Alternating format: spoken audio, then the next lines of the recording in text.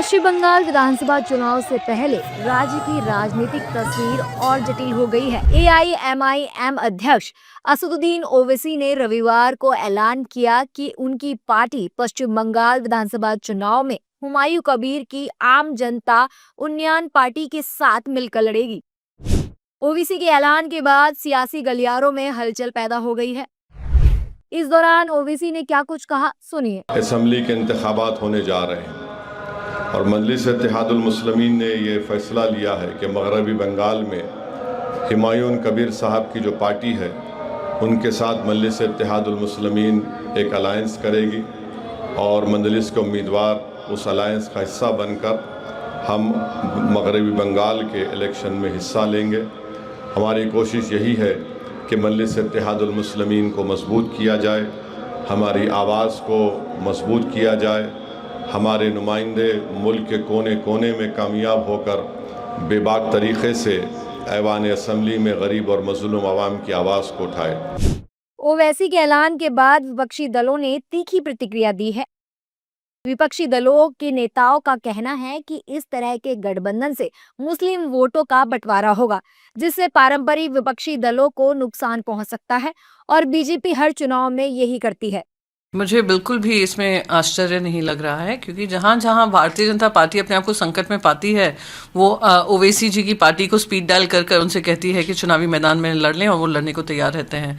तो उसी के चलते पहले हुमायूं कबीर का भी जो पार्टी से इस्तीफा हुआ, अगली अलग पार्टी बनाई, उसमें भी सबको पता था कि किस तरीके से बीजेपी का उसमें हाथ है, वो ध्रुवीकरण करना चाह रहे हैं। अब उसमें ओवैसी जी भी आ गए हैं, तो team, junior team, senior team लड़ेंगे, फिर भी ममता बनर्जी विजयी होंगे। देखिए, जो सेकुलर फोर्सेस के वोटों का अगर बिखराव हो तो अप्रत्यक्ष रूप से वो भारतीय जनता पार्टी को सपोर्ट में ये कार्य होती है।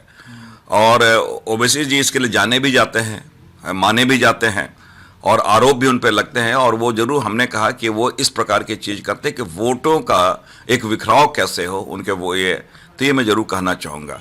ये अलग बात है कि जब आपने देखा होगा जहाँ से ये आते हैं वहाँ सभी जगह वो नहीं लड़ते हैं, लेकिन अलग अलग जगहों में एक अल्पसंख्यक वोटों का कैसे बिखराव हो, ओवैसी जी ये काम बहुत ही निष्ठा से करते हैं। इसलिए मैंने कहा, इसलिए हम भारतीय जनता पार्टी के बी टीम इन्हें कहते हैं।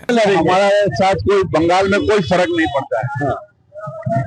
बीजेपी कम्युनल पार्टी, वो एक कम्युनल पार्टी है, इसमें कोई फर्क नहीं पड़ता। हम इंसान के साथ हैं, 24/7 सारा साल करते हैं। यहाँ पर हमारा कोई फर्क नहीं पड़ता कौन किसके साथ क्या कर रहा है, ये सब बीजेपी फंडिंग है। हालांकि दूसरी ओर सत्ता पक्ष के नेताओं ने इस गठबंधन को शून्य बताया है।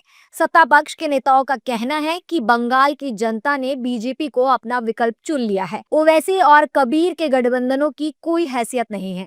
देखिए, हुमायूं कबीर हो या ओवैसी हो, दरअसल जो पश्चिम बंगाल की राजनीति में जहर ममता जी ने बोया है, तो कई ऐसे किरदार आपको दिखेंगे जो उस जहर की खेती करने के लिए सामने आएंगे। लेकिन जब एक स्वाभाविक विकल्प है वहाँ, तो फिर ऐसे गठबंधनों की कोई हैसियत नहीं होगी, कोई उनका वजूद इस चुनाव में नहीं रहेगा। साहब की पार्टी है और लड़ने जा रहे हैं तो कुछ अपना निर्णय करके लड़ने जा रहे होंगे।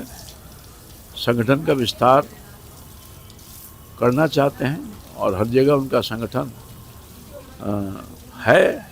ओवैसी साहब लड़ने का मन बनाया है, तो वो लोकतांत्रिक पार्टी है, लोकतांत्रिक व्यक्तित्व तो अपना काम करता है अपने आप को विस्तार करने के लिए।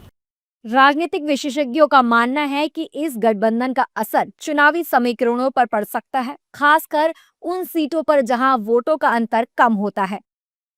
अब देखना यह होगा कि आने वाले चुनाव में यह रणनीति किस पार्टी के पक्ष में जाती है और बंगाल की राजनीति पर इसका क्या प्रभाव पड़ता है। हालांकि सभी विपक्षी दलों ने सीएम ममता बनर्जी के चौथी बार मुख्यमंत्री बनने का दावा किया है, तो दूसरी ओर बीजेपी नेताओं ने 4 मई टीएमसी गई का नारा दिया है।